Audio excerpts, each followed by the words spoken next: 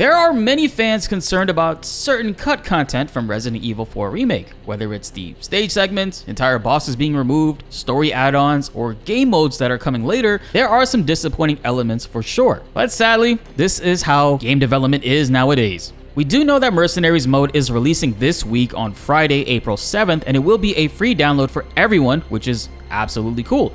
But I can see how it's disappointing for some diehard fans when they're expecting a remake and want to see how segments will be redone, but instead they've just been removed entirely or replaced. However, we have some interesting confirmations that say some cut content will be making its way into the upcoming DLC, Separate Ways, the Ada Wong side of the story for Resident Evil 4 Remake. So you guys are going to want to subscribe and hit that notification bell so you don't miss out on any updates for RE4 Remake. Only 12% of you guys who watch and love the videos are currently subbed, and we got you all covered. Hit that like button if you're hyped for more Resident Evil 4 Remake DLC so we can spread the good news around.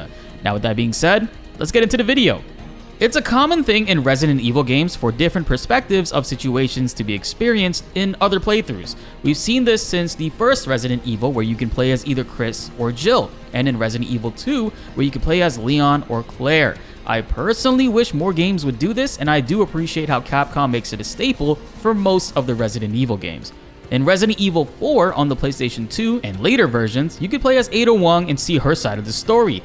This didn't exist on the GameCube's initial release, sadly, but every version after that made it a point to include it.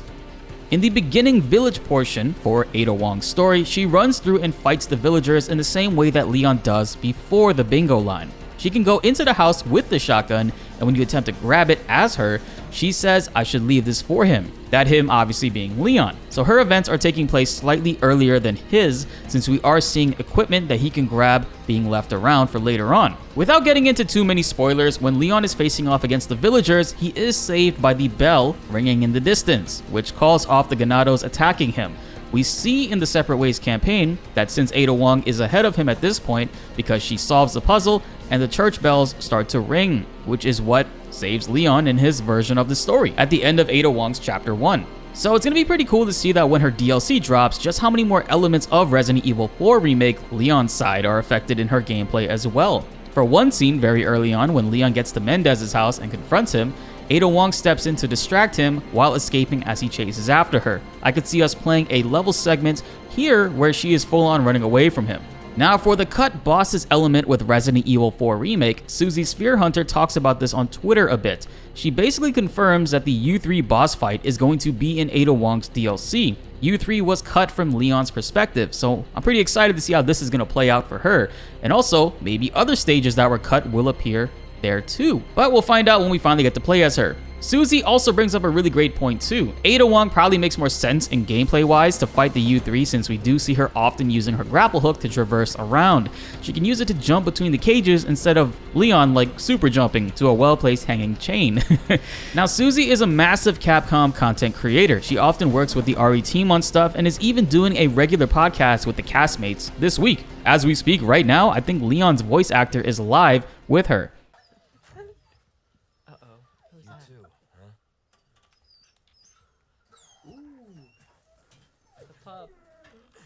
Baby. Beautiful baby. I was gonna say earlier, I would like to now see Ashley shoot a bow and arrow in this game. That would be so cool. I wonder if that can happen. That would be awesome. I see no reason for her to lie or spread rumors around about this, and it's already been data mined and confirmed that the PC game folders for RE4 Remake showcases that not only Mercenaries DLC will be there, but Ada Wong's DLC Separate Ways already has a placeholder file for it. I really hope Separate Ways is a bit further away though, so Capcom can give Lily Gao some better direction to rework her lines. Her audio quality in the main game as well as line delivery was pretty bad. So I hope Capcom takes their time to really deliver justice to the Ada Wong scenes, and maybe we could see Lily properly execute the job. If not, that's an L on Capcom. I'd prefer to wait a bit longer if that meant we could get a higher quality DLC and product, as well as story out of it. But since Capcom has not officially announced anything in terms of release date for Separate Ways, they can actually take all this time to absorb all the recent controversies about her performance and really try to get it done right. In a perfect world, I guess, but my fingers are crossed.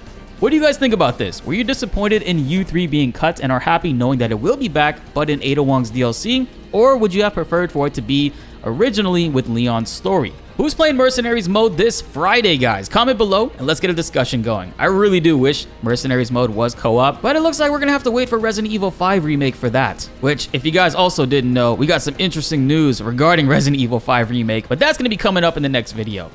Be sure to like the video if you enjoyed and subscribe if you are new. More Resident Evil 4 Remake videos are on the way and you do not want to miss them.